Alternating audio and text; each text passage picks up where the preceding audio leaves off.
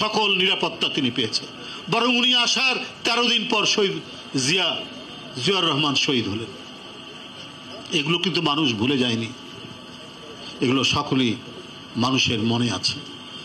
দেশকে নেতৃত্ব শূন্য করা, দেশকে দেশপ্রেমিক নেতৃত্ব শূন্য করা, জাতীয়তাবাদী নেতৃত্ব শূন্য করার একটা গভীর মাস্টার প্ল্যান বাস্তবায়ন করছেন শেখ হাসিনা, যাতে উনি অনেক কিছু বাংলাদেশ থেকে দিয়ে দিতে পারেন। উনি নদী দিয়ে দিতে পারেন, উনি ভূমি দিয়ে দিতে পারেন এবং দিচ্ছেন। এই যে চুক্তি এবার গিয়ে করলেন, এই চুক্তি এটা তো সার্বভৌমত্ব বিক্রি করে দেওয়ার চুক্তি। অনেকদিন আগে আমরা বলেছিলাম একটা 50 দফা উনি গোপন কিছু চুক্তি করেছিলেন, কিছু প্রকাশ কিন্তু গোপন, এটা জানতাম না।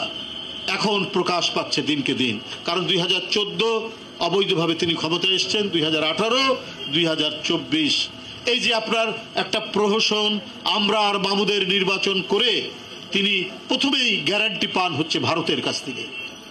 ভারতের কাছ থেকে এই অবৈধ সরকার তিনি সিলমোহর পান, বৈধতার সিলমোহর পান।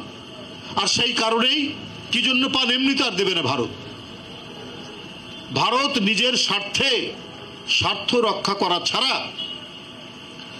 কখনোই এক দানা চাল বাংলাদেশে দেবে না, দেয়নি কখনো।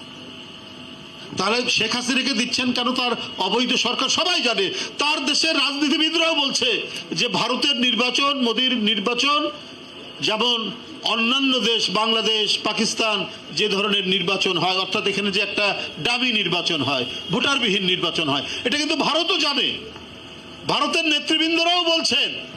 কিন্তু তারপরেও ভারতের সরকার শেখ হাসিনাকে সমর্থন জানায় এই কারণেই যে এই রকম একজন মুসাহেব, এই ধরনের একজন নতজানু, এই ধরনের একজন সেবাদাস দরকার।